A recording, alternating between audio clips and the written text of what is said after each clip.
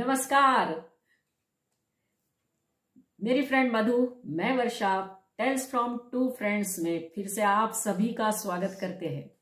हमारी जो सीरीज चल रही है India is because of them का ये अगला एपिसोड है। पिछले एपिसोड में हमने देखा था कि इंडिया किस तरह से प्रगति के रास्ते पे चल पड़ा था, लेकिन वो भी एक अग्निपथ था, ये बात हमने आपसे कही थी। इसके बाद एक बहुत बड़ा अग्निपथ हमारे सामने आया और वो अग्निपथ क्या था इसकी ही चर्चा आज के एपिसोड में हम करेंगे। लेकिन उसके पहले मैं आपको कहना चाहूंगी कि उस टाइम पे भी हमने कहा था कि अग्निपथ है, तो अभी भी जो है बात करेंगे मैडम वो अग्निपथ ही है। ये महान दृश्य है, चल रहा मनुष्य है, अश्रु स्वेद रक्त से लथपथ लथपथ, अग्निपथ अग्निपथ अग्निपथ। और वो अग्निपथ क्या है ये बात कहेंगे हमारी फ्रेंड मधु मैडम।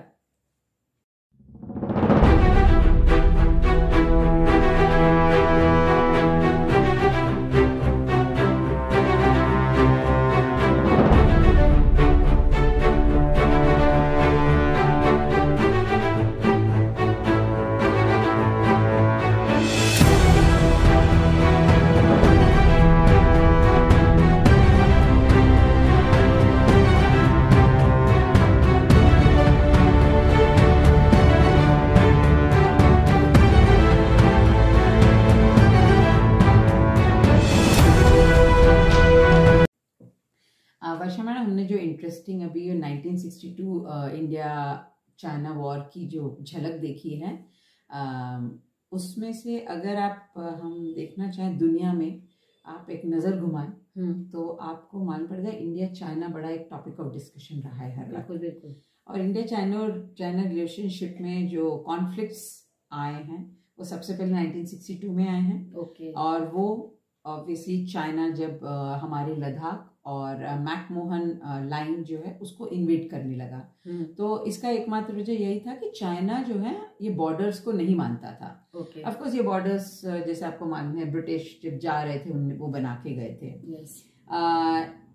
तब हमारे जो तब के पीएम थे जवाहरलाल नेहरू और चाइना के पीएम थे, उन लोग ने 1959 में ये कॉन्फ्लिक्ट को कम करने के लिए LAC बनाई थी 1959 में हिमालयन बॉर्डर पे।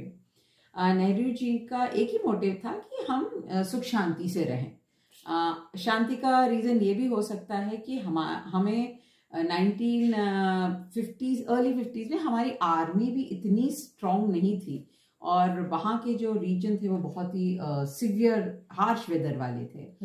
तो 1953 में नेहरू जी ने करियप्पा साहब से पूछा था कि क्या हम चाइना से वॉर कर सकते, क्योंकि 1950 से प्रॉब्लम चल रहा था जब दलाई लामा जब 1950 में तिब्बत को कैप्चर कर लिया था, इन्वेट कर लिया था चाइना ने पूरा, दलाई लामा हमारे तरफ आ गए थे। और वो भी एक बड़ा कॉन्फ्लिक्ट रहा है चाइना के साथ और हमने उनको शरण दी थी।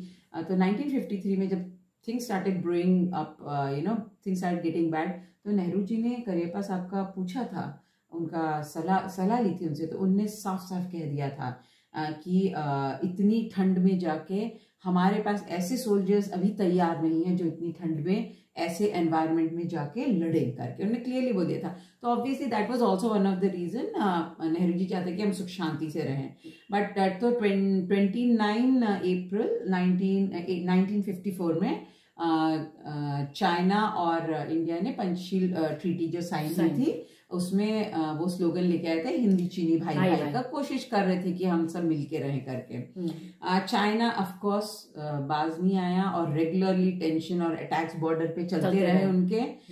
तो तब नेहरू जी को समझ में आ गई 1958 में, मार्च 1958 में उनको बात समझ में आ गई, ये जो चाइना है इन पे भरोसा नहीं किया जा सकता। That is what resulted in the 1962 war, जो हमारा 1 महीना 1 दिन चला था वॉर, नवंबर 1962 तक। तो ये वॉर की हम बात कर रहे हैं, जो वॉर हम हार भी गए थे। एंड 1967 में जब चाइना ने नाथुला और चोला पे अटैक किया था, तब इंडिया ने जवाब दिया था। वो 4-5 दिन ही चला और चाइना हैड टू रिट्रीट, तो इंडिया वन दैट वॉर। इसके बाद चाइना इंडिया लगातार बॉर्डर पे कहीं ना कहीं कुछ न कुछ लड़ते रहे। पर 20 साल के लिए 1986 तक जब तक चाइना ने थ्वांग डिस्ट्रिक्ट अरुणाचल प्रदेश में वोंगडोंग करके जगह है, वहां पे इंडिया और चाइनीज आर्मी का के बीच में स्टैंड ऑफ हुआ था। और ये दूसरी बार ऐसा हो रहा था 1962 के बाद। और दोनों आर्मी तब मैकमोहन लाइन पे आमने सामने लड़े थे। Of course they had to back off and तब that war was won by India. दोनों आर्मी ये मैकमोहन लाइन जिसके बारे में हमने बात की उस पर लड़े। दोनों ने फिर ये भी सोचा कि चलो इस वॉर का कुछ ज्यादा कुछ अच्छा कुछ नहीं निकलेगा, तो दे काइंड ऑफ विथड्रू, 4-5 दिन में कर लिया। But again they came back in 2017 और उनने आके वापस बॉर्डर पे झगड़ा उठाया। तब वो आए थे ढोकला पास और सिनो भूटानीज बॉर्डर पर। तब ऐसे माना जाता है कि क्या वॉर 20 इयर्स उन्होंने वॉर नहीं किया तो वॉर खत्म हो गया? नहीं, ऐसा कुछ नहीं था। जवाब ऑफकोर्स ना है। तो उन्होंने 2017 में ढोकला पास पे किया और भूटानीज बॉर्डर पे किया था। एंड देन अगेन उनने जब 15 जून 2020 में उनने जब वापस गलवान वैली में वॉर किया, तो तब से हमारे उनके साथ रिलेशनशिप अच्छे नहीं रहे, वापस अच्छे ना हो पाए। पर एक इंटरेस्टिंग बात यह है कि इंडिया चाइना का जो history it goes like really back. It goes to second century BC imagine जाता है। आज से कुछ 2025 साल पहले जाता है और ये मैन्युस्क्रिप्ट में लिखा गया है। फिर फर्स्ट सेंचुरी में बीसी में बोलते बुद्धिज्म चाइना गया था।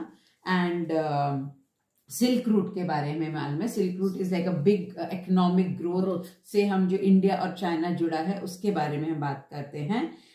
पर आफ्टर 2020 इंडिया ने चाइना के साथ ट्रेडिंग बंद कर दिया है। वाइल इंडिया चाइना से बहुत इलेक्ट्रॉनिक्स लेता था और प्लास्टिक का सामान लेता था। एंड चाइना हमसे cotton, fish, mineral fuel, organic chemicals, salt, fish ये सब तक लेती थी। पर अभी काफी हद तक ट्रेडिंग बंद कर दी है।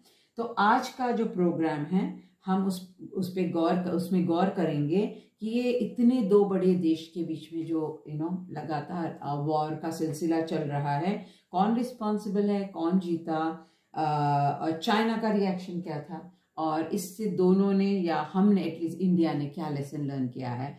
तो इसको आगे इस प्रोग्राम को वर्षा में आगे बढ़ाएंगे। जैसा आपने जो बताया शॉर्ट इन्फॉर्मेशन की क्या एक्चुअली सिचुएशन थी, लड़ाई और जो हुई शुरू। लेकिन एक बात मैं यहाँ पे कहूँगी मतलब मैडम, हम आज़ाद हुए ना, तो आज़ादी के बाद काफ़ी सारे लीडर्स का ये मानना था कि पहले हमारी बॉर्डर्स पक्की करो, क्योंकि जो कुछ जगह पे हमारी बिल्कुल बॉर्डर क्लियर नहीं थी, जैसे अभी भी नहीं है। तो वो एक हमारा जो है प्रॉब्लम शुरू से है, जिसका फ़ायदा हमारे दोनों पड़ोसी जो है पाकिस्तान और चाइना कुछ ना कुछ प्रॉब्लम्स क्रिएट करते हैं। और दूसरी एक बात है ना कि हम हमेशा शांति में विश्वास करते रहे, दोस्ती पे विश्वास करते रहे, और हमें दोनों बार धोखा ही मिला है। चाइना से भी धोखा मिला, पाकिस्तान से भी काफ़ी बार मिला है। तो ये चीज़ें हैं। तो आपको हम बताना चाहेंगे कि जब ये युद्ध शुरू हुआ तो इतनी खराब सिचुएशन थी, इतनी हालत खराब थी, और कैसे एक बहुत कठिन समय से हमारा देश गुजर रहा था। तो आइए जानने की कोशिश करते हैं। भारत के इतिहास के पन्नों में दर्ज एक भयानक युद्ध जो भारत चीन के बीच 1962 में हुआ था। इस युद्ध में भारत को हार का सामना करना पड़ा था, लेकिन यह युद्ध भारत को कूटनीति का मतलब सिखा गया था।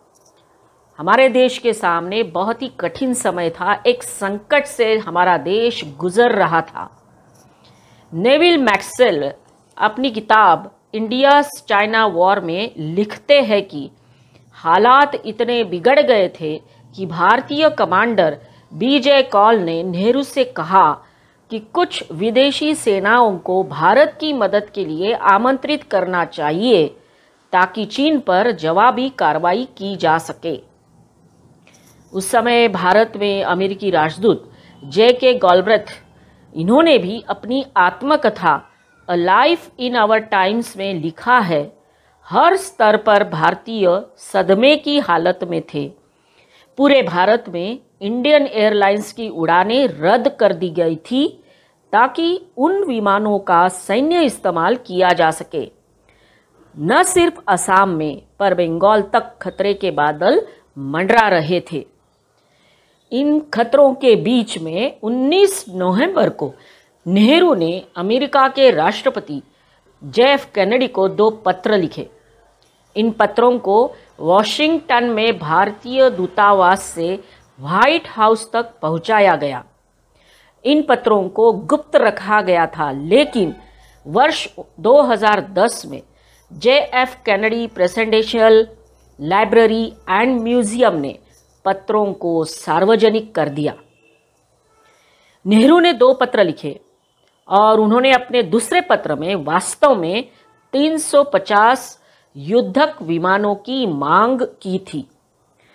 डेनिस कुक अपनी एक किताब में लिखते हैं, अमेरिका में भारतीय राजदूत BK नेहरू प्रधानमंत्री नेहरू के इस पत्र से इतने स्तब्ध रह गए कि उन्होंने इसे अपने स्टाफ के किसी भी सदस्य को नहीं दिखाया।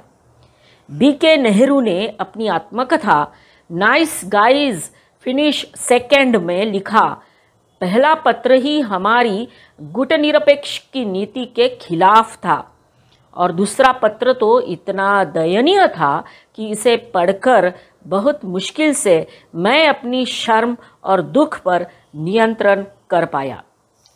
नेहरू जी के दोनों पत्रों का जवाब देते हुए कैनेडी ने मदद देने का निश्चय किया। अमेरिकी वायुसेना के KC-135 विमान रवाना हुए और वो कुछ समय के लिए टर्की में रुके हुए थे, लेकिन 21 नवंबर की सुबह में ही शांति चोरी छुपे आई, क्योंकि 20 नवंबर की रात को चीन ने एक तरफा युद्ध विराम की घोषणा कर दी। यही नहीं, चीन ने यह भी ऐलान किया कि उसकी सेनाएं 7 नवंबर 1959 को वास्तविक नियंत्रण रेखा की जो स्थिति थी उससे 20 किलोमीटर पीछे चली जाएगी। अब सवाल ये उठता है कि माओ ने युद्ध विराम करने का फैसला क्यों किया। ब्रूस रैडल अपनी किताब में लिखते हैं, माओ के इस फैसले के पीछे कई लॉजिस्टिकल कारण थे। ठंड का मौसम शुरू होने वाला था और तिब्बत और हिमालय में चीन सेना को रसद भेजने के लिए मुश्किलें आने वाली थी। जिस तरह से अमेरिका और ब्रिटेन भारत की सहायता करने उतरे, उससे माओ को अंदाजा हो गया था कि भारत इस लड़ाई में अकेला नहीं है। तो वर्षा मैम, जो हमने अभी ये सिचुएशन की जब उस टाइम सिचुएशन की जो हमने वीडियो देखी है और काफ़ी खतरनाक और बुरी सिचुएशन थी जिसमें वॉर लड़ना पड़ा, तो इसके रीजंस क्या थे? हाँ, ये तो है, बिना रीजन का तो ऑब्वियसली कोई भी इतना बड़ा वॉर नहीं होगा। इसके रीजंस काफ़ी शुरुआत से अगर हम बात करें तो काफ़ी छोटे मोटे रीजंस है इसके लिए। एक तो रीजन ये तो मैकमोहन लाइन चाइना मान नहीं रहा था, वो एक सबसे बड़ा रीजन है। फिर आपने बताया कि हम कोशिश कर रहे थे कि हम शांति से रहे, तो पंचशील तत्व आए, प्रिंसिपल्स आए। फिर उसके बाद 1956 में चाइना ने अक्साई चीन जो है वहां पे सड़कें बनाना शुरू कर दिया था, क्योंकि उनका उद्देश्य ही था कि एरिया काबिज करना, तो उन्होंने वो काम किया। फिर उसके बाद 1959 में तिब्बत को उन्होंने ले लिया, कब्जा कर लिया, तो दलाई लामा हमारे यहाँ आए, शरण मांगी और हम तैयार थे और हमने उनको शरण दी दलाई लामा को। 1959 की बात है। फिर 1961 में भारत ने एक फॉरवर्ड पॉलिसी बनाई जिसका गुस्सा चाइना को आया, फॉरवर्ड पॉलिसी बनाई उसका, और उसका 1961 के बाद फिर हमने देखा कि 1962 में वॉर हुआ। तो ये रीजंस तो है ही, लेकिन कहीं ना कहीं उस टाइम पे जो हमारी सरकार थी, जो बड़े लोग थे, बड़ी बड़ी पोस्ट पे बैठे हुए, उनकी तरफ से भी कहीं ना कहीं गलतियां हुई है और इसके ऊपर काफी डिस्कशन हो चुका है, काफी सारी कंट्रोवर्सीज भी है। हम दोनों ने जो है जब ये पढ़ा तो उसमें से जो कुछ आई है सामने वही हम आपसे शेयर करना चाहेंगे। तो सबसे पहले अगर हम बात करें कि 1947-48 में आज़ादी मिली हमें, 1949 में माओ चाइना में आए पॉपुलर लीडर बनके। फिर नेहरू जी चाहते थे उनके साथ अच्छे संबंध हो, तो नेहरू जी ने पहले अपना एक एम्बेसडर वहां भेजा जिनका नाम है के.एम. पानीकर। गलतियां मैं गवर्नमेंट की कहाँ से हुई वो बता रही हूँ। के.एम. पानीकर वहां गए और उन्होंने वहां से रिपोर्ट भेजी प्रधानमंत्री नेहरू जी को उनके बारे में, माओ के बारे में, कि उनको कैसा लगा। उनकी आंखों में वो तो काफी उदारमतवादी लीडर है ऐसा उनको लगा, उन्होंने भेजा। फिर मुझे तो ऐसा उनको देख के लगा कि बिल्कुल वो आप ही की तरह है, मानवतावादी है, ऐसा एक रिपोर्ट उन्होंने भेजा। तो नेहरू जी को लगा कि अच्छी बात है। फिर आई सेकेंड टाइम जो है वो 1952 में भारत सरकार ने एक प्रतिनिधि मंडल वहां भेजा जिसके प्रमुख जो थे उनकी नेहरू जी की बहन विजया लक्ष्मी पंडित, वो गई। फिर उन्होंने वहां से पंडित जी को रिपोर्ट भेजा कि मिस्टर चेयरमैन, मतलब माओ जो है वो बहुत ही अच्छे इंसान है, हंसमुख है, और मैं उनसे मिली तो मुझे बिल्कुल महात्मा गांधी की याद आ गई, ऐसे उनका स्टेटमेंट है। तो ये मतलब एक जो लोग थे उन्होंने भी सही दृष्टिकोण से देखा नहीं, या वो भी फंस गए चाइना के इसमें। फिर आई अभी गवर्नमेंट की बात, लापरवाही कहाँ कहाँ हुई है। नेहरू जी का ये भ्रम था कि चाइना जो है वो काफी अच्छा है, हमारे साथ लड़ाई नहीं करेगा, शांति से रहेगा। नेहरू जी को लगता रहा आखिर तक कि बातचीत से रास्ता निकल आएगा, लेकिन चाइना कुछ अलग ही कर रहा था। फिर क्या हुआ, देखो इतना सब हो रहा था तो कहीं ना कहीं तो हमारे ड्रॉबैक्स रहे। तो क्या हुआ, साल 1962 में सितंबर अक्टूबर के बीच में भारत पर हमले की तैयारी चाइना कर रहा था, हमारे पास इंफॉर्मेशन नहीं आ रही थी। 8 सितंबर 1962 को तत्कालीन प्रधानमंत्री हमारे नेहरू जी जो है कॉमनवेल्थ देशों के एक सम्मेलन के लिए देश के बाहर गए। फिर वो वापस 20 अक्टूबर को आए और फिर 12 अक्टूबर को फिर से श्रीलंका गए। तब तक युद्ध के बारे में कहीं पे भी कुछ बात नहीं आ रही है। श्रीलंका गए 16 अक्टूबर को, 4 दिन के पहले, युद्ध शुरू होने के पहले वो इंडिया वापस आए। और उसी दौरान तत्कालीन जो हमारे रक्षा मंत्री, डिफेंस मिनिस्टर थे वी.के. कृष्ण मेनन, वो 17 सितंबर को यूएन की महासभा में गए, न्यूयॉर्क गए, और वापस आए 30 सितंबर को, 30 सितंबर 1962। आप देखो ये पूरा मतलब हमारे लीडर सब ये काम कर रहे हैं, चाइना उधर युद्ध की तैयारी कर रहा था, हमें नहीं मालूम था। फिर यहां तक कि जब भारतीय सेना के उस टाइम के जो चीफ ऑफ जनरल स्टाफ थे लेफ्टिनेंट जनरल कॉल, वो जो थे वो भी कश्मीर में छुट्टियां मना रहे थे। और उनकी नियुक्ति की भी काफी सारी कंट्रोवर्सीज है, पंडित नेहरू ने की वजह से उनको नियुक्त हुआ ऐसा सब बोलते हैं। उस समय की सरकार और उस समय सारे ऊंचे पोजीशन पे बैठे हुए लोग इस बात का एहसास तक नहीं था कि सीमा पर जो छोटी मोटी छुटपुट जो हमारी लड़ाइयां हो रही थी वो इतनी बड़ी लड़ाई में तब्दील हो जाएगी। तो ये एक बात है। और जब ये सारा हो गया ना, युद्ध हो गया, तो काफी सारी आलोचना हुई है गवर्नमेंट के ऊपर और प्रधानमंत्री नेहरू के ऊपर। और आखिर में हमारे जो राष्ट्रपति है उस टाइम पे राधाकृष्णन, उन्होंने भी गवर्नमेंट को कटघरे में खड़ा किया था कि आप लोग कर क्या रहे थे। तो नेहरू जी ने भी एक्सेप्ट किया था। उनका एक स्टेटमेंट है कि वो ये समझते रहे कि एक सामान्य झगड़ा रहेगा, वो ऐसा समझ रहे थे जो बातचीत के जरिए समाप्त हो जाएगा। और उन्होंने स्पष्ट किया बाद में, युद्ध के बाद का स्टेटमेंट में, कि भारत अपने ही बनाए दायरे में वास्तविकता जो थी, जो रियलिटी थी, उससे काफी दूर रहा। तो ये मैंने डिस्कस किया कि गवर्नमेंट की लापरवाही कहाँ कहाँ हुई है, जिसकी वजह से 1962 वॉर में हमारी हार हुई है। तो आप मुझे अभी ये बताएंगे कि गवर्नमेंट की लापरवाही है कहीं ना कहीं, वो तो एक्सेप्ट करना पड़ेगा, लेकिन हमारे जो सोल्जर्स थे, आर्मी थे, उनको क्या चैलेंजेस आए होंगे उसकी कल्पना भी हम नहीं कर सकते, क्योंकि इतनी ऊंचाई पे ये लड़ाई हुई है, वेदर जहाँ पे एक्सट्रीम है। तो अभी आप मुझे बताइए कि क्या प्रॉब्लम्स और चैलेंजेस उस टाइम पे आए थे।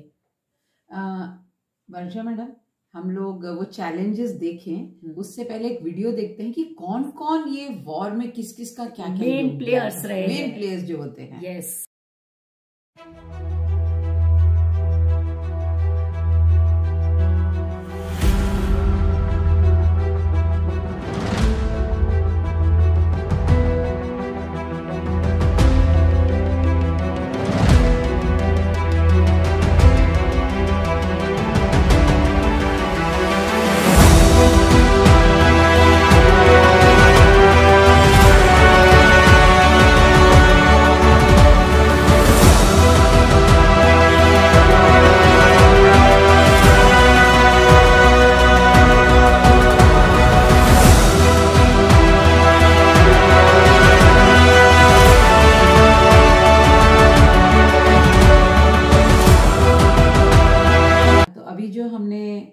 वीडियो देखा है उसमें हमने देखा कि कौन कौन लोग थे, उनने क्या मेजर रोल प्ले किया है apart from the prime minister and lot of army and all that. We have lot of people who have played a main role in this war. But ये सब जो हम आपको बता रहे हैं ये लोगों ने वॉर होने के बाद एनालाइज किया है। हमको जरूर हमने आपको बताया है क्या क्या है, ये लेसन है कि हाँ ये गवर्नमेंट से गलती हुई थी, ये लेसन है हमारे लिए and we have come out of it. They were lessons for us, we have become much better because of that. ये याद रखना है कि ये हमारे लिए सबसे पहले एक बहुत बड़ा युद्ध था इसमें। और जैसे आपने मैम बताया कि इंडिया जो है पहले हर वक्त शांति पूर्वक, कभी ना लड़ाई झगड़े इसमें पड़ने नहीं वाले थे लोग थे। तो हमारा ठीक है पाकिस्तान के साथ जो हमारा वॉर हुआ था वो बॉर्डर पे था, it was like a small war. ये हम चाइना के साथ लड़ रहे थे जिनके पास 80,000 लोग थे सोल्जर्स थे, और हमारे पास सिर्फ 22,000 सोल्जर्स थे। तो और वो they had a advantage position क्योंकि वो ऊपर से आए थे, उनको टेरेन मालूम था और वो हमें 3-4 तरफ से घिर चुके थे। एक अक्साई चिन लद्दाख की तरफ से, भूटान की तरफ से, सिक्किम, आसाम, अरुणाचल प्रदेश, और उनने नेपाल और भूटान के तिब्बत तो छोड़ी, तिब्बत तो उन्होंने पूरा कैप्चर कर लिया था, नेपाल भूटान के भी बहुत सारे पार्ट्स उनके अंडर आ गए थे। और दूसरी बात ये थी ना कि तब के तत्कालीन हमारे जो प्रधानमंत्री थे ना, वो हमेशा जब भी बात होती थी कि ये देखो चाइना ऐसा कर रहा है, तो वो ये सोचते रहे कि चाइना हिमालय में नहीं आएगा। वो हमेशा ऐसा बोलते हिमालय में टहलने थोड़ी आएगा, कितना डिफिकल्ट एरिया है, वो नहीं आएंगे, ये शायद उनके मन में रहा। राइट तो मतलब ये सब बहुत नया था उनके लिए। It was that itself was a challenge उनके लिए। और उस टाइम जब दलाई लामा इंडिया आ गए और हमने उनको शरण दी, तो एक ये हमारे लिए अगेंस्ट गया और चाइना बोला कि नहीं आप जाके उनको उठा के लेके आ गए करके, ऐसा चाइना का कहना था। बट नहीं, दलाई लामा खुद 1959 में इंडिया आए थे और हमने उनको, इंडिया ने उनको शरण दी थी, और तब से वो मतलब हमारे इंडिया में है शरण में आएगा उसको शरण देनी है, वो इंडिया का कल्चर है शायद और था। और हम लोग we were never the aggressive people, right. तो 1953 में जब वॉर का ये बहुत सारा चल रहा था, तो 1953 में जो आप हिमालय की बात कर रहे हैं, सरदार वल्लभ भाई पटेल ने हिमालय की तरफ देख के बोला था, एक बात बोली थी उनने कि जो ये चाइना से भी हिमालय हमें नहीं शायद बचा पाएगा, हमें सुरक्षित नहीं रख पाएगा, शायद नहीं संभाल पाएगा। उनने बोला, इसलिए बोला क्योंकि चाइना जो है it does not stick to principles. हमने बोला, हमने अगर वर्ड भी दे दिया तो will stick to it, but China is not a country like that. और जब बहुत कोशिश कर रहे थे नेहरू जी की हम शांतिपूर्वक करें, उन्हें जाके चाइना जाके बात भी की, और चाइना बहुत ऐसे सीक्रेटिव, आपने जैसे बताया ना, बहुत सारी चीजें कर रहा था। उनको 12 महीने लगे थे उनके G219 रोड हाईवे बनाने के लिए, और वो ना हमारे साथ खेल रहे थे और मालूम नहीं था हमको ये कि ये सब हो रहा है करके। तो उनने पूरा, हमको ये भी नहीं मालूम था कि चाइना और तिब्बत का एक रोड था जो चाइना और तिब्बत को कनेक्ट कर रहा था। वो जिंगजी यांग करके यांग से पाकिस्तान की तरफ वो रोड कनेक्ट हो रहा था। तो ये तो हमको मालूम नहीं था। और दूसरा एक और चैलेंज सामने, और खतरा रादर बोलेंगे, आया कि मालूम पड़ा कि लद्दाख, यूपी, नेपाल, सिक्किम, भूटान, ये सब जगह वो लोग एक सीक्रेट रोड बनाने की प्लान कर रहे थे। तो सोचिए अगर वो हो जाता तो कितनी मुसीबत हो जाती। आपने एक बहुत अच्छी बात बोली थी कि हमारा बॉर्डर क्लियर नहीं था। तो जब थोरट करके एक आर्मी ऑफिसर थे, ही वाज, तो उनको रिसर्च करने भेजा था कि हम कैसे अपनी आर्मी को उनने पूरा पढ़ा, बॉर्डर पूरा पढ़ा, हिमालयन बॉर्डर पढ़ा, और हम अपनी आर्मी को कैसे स्ट्रेंथन कर सकते हैं।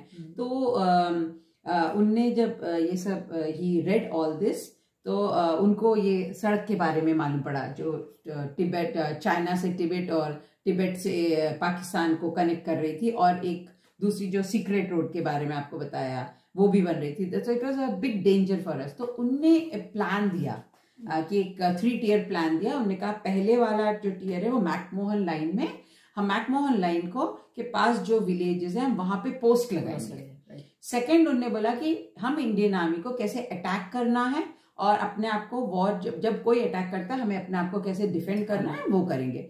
और थर्ड टियर उन्होंने बोला था कि हम इंफ्रास्ट्रक्चर नेटवर्क, जो इंफ्रास्ट्रक्चर ऐसे बिल्ड करेंगे कि सोल्जर्स को पहुंचना, हथियार को पहुंचना, खाना पहुंचना, मेडिकल फैसिलिटी पहुंचना आसान होगा।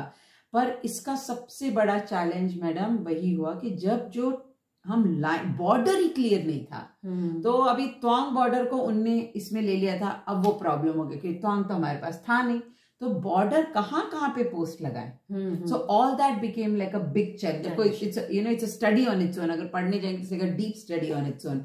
तो इंडियन आर्मी के लिए लाइक कहाँ से हम उनको ईस्ट टू वेस्ट कनेक्ट करना है, पर border itself is not clear, कैसे ये करें।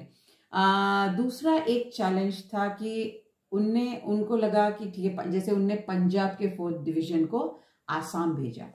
अभी पंजाब का 4th डिवीजन जब आसाम के बॉर्डर पे गया, उनको जो नेफा बोलते हैं ना, नॉर्थ ईस्ट फ्रंटियर एजेंसी जो बोलते हैं, जो वहां आता है, उनको वहां की लड़ाई करने की टेक्निक्स नहीं मालूम है, उनको वहां ठीक से जगह नहीं है रहने की, उनको वहां के एनवायरनमेंट, उनकी जो इतनी ठंडी है, हार्श कंडीशन, 4000 मीटर पे क्या कंडीशन रहेगा, उनको बिल्कुल इसकी टेक्निक्स जो बोलते हैं ना लड़ाई की, बिल्कुल उनको समझ में नहीं आ रहा था कि क्या करें। और बाद में जब उनने भेजा उन लोगों को, तब सरकार को समझा कि हमसे ये गलतियां हो रही हैं, क्योंकि पहले बार लड़ रहे हैं तो ऑब्वियसली ये गलतियां हो रही है। तो एक बहुत अच्छी सीख मिली उनको इससे कि ना रिसोर्स है ना जगह है, कैसे मैनेज करे ये सब। So these are very harsh conditions for them to live by. And तो ये सब जो, और आर्मी को बिल्ड करना इटसेल्फ वाज अ चैलेंज।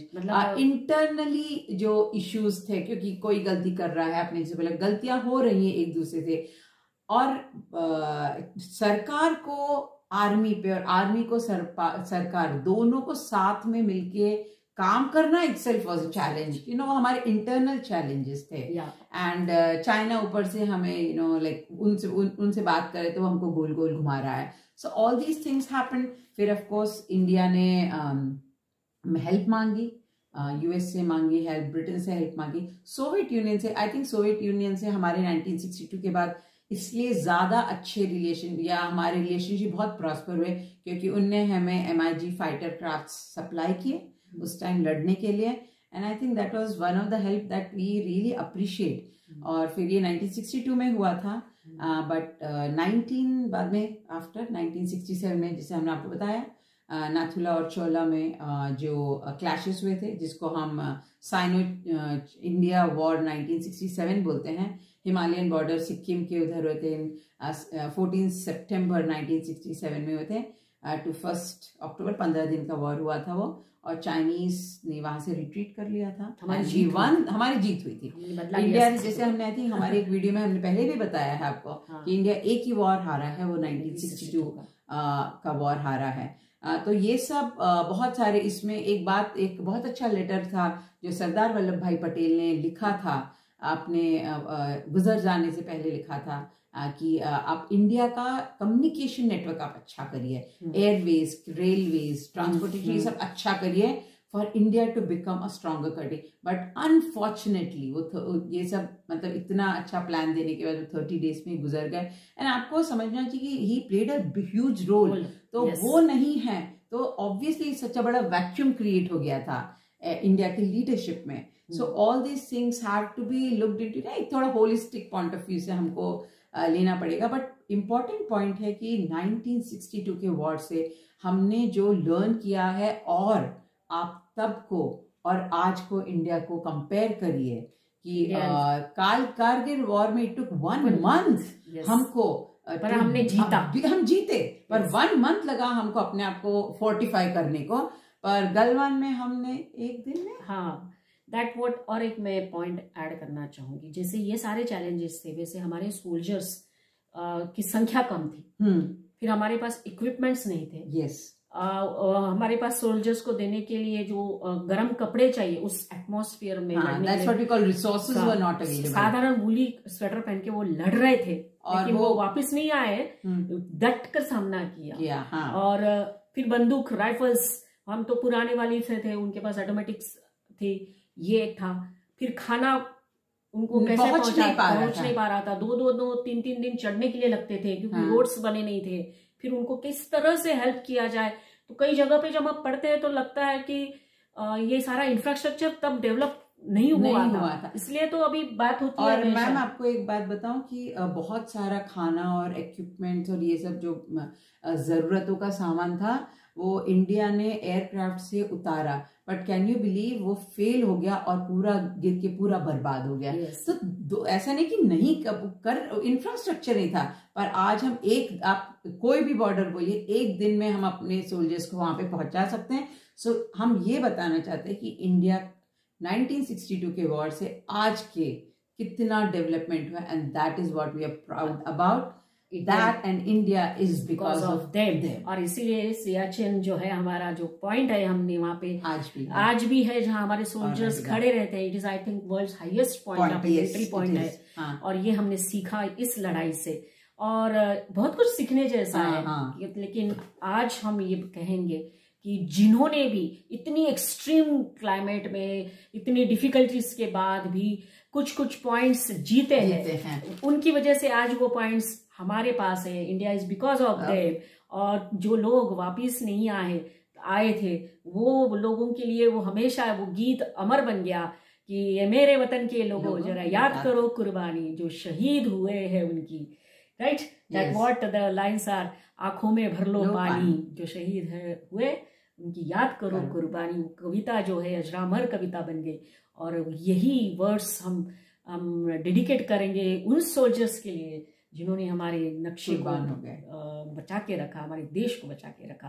तो आज की बात हम यहाँ ही खत्म करते हैं। ये हमारा 1962 वॉर का रीजंस, फिर हमारे चैलेंजेस, इसके बारे में था पार्ट फर्स्ट।